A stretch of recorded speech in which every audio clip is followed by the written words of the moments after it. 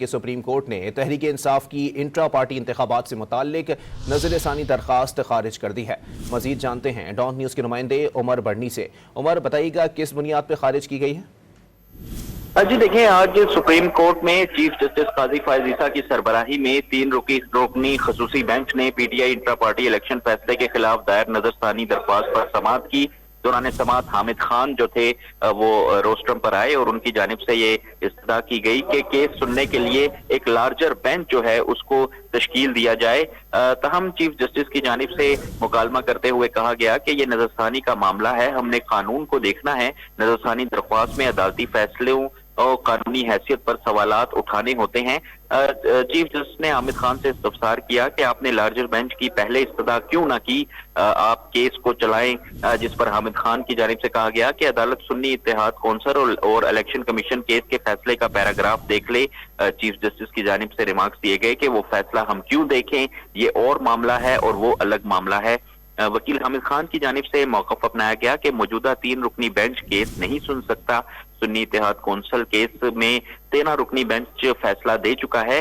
Chief justice قاضی فائز عیسیٰ نے remarks دیے کہ مخصوص نشستوں کے کیس میں نظر ثانی زیر التوا ہے، ہم کوئی ایسا فیصلہ نہیں دیکھیں گے جس پر نظر ثانی زیر التوا ہے۔ آپ کیس چلانا چاہتے ہیں یا نہیں چلانا چاہتے، جس پر حامد خان کی جانب سے کہا گیا کہ میں وہ کہہ دیتا ہوں جو کہنا نہیں چاہتا تھا۔ چیف جسٹس نے اس وقت ریمارکس دیے کہ ٹی وی پر بات کرنے کے بجائے منہ پر بات کرنے والے کو میں پسند کرتا ہوں، جس پر حامد خان کی جانب سے کہا گیا کہ میں ایسے شخص کے سامنے دلائل نہیں دے سکتا جو ہمارے خلاف بہت متعصب ہو۔ چیف جسٹس نے ریمارکس دیے کہ میں آپ کو مجبور نہیں کر سکتا۔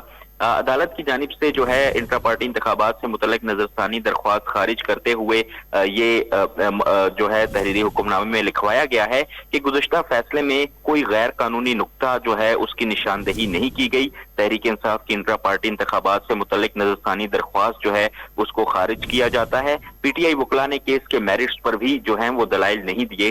اس حوالے سے آپ کو بتائیں تو بیرسٹر علی ظفر بھی جو ہے وہ روسٹرم پر آئے اور ان کی جانب سے جو 26ویں آئینی ترمیم ہے اس کا ذکر جو ہے وہ عدالت کے سامنے کیا گیا اور بیرسٹر علی ظفر نے موقف اپنایا کہ یہ بینچ اب یہ کیس نہیں سن سکتا، نہ ہم اس کے سامنے دلائل دیں گے۔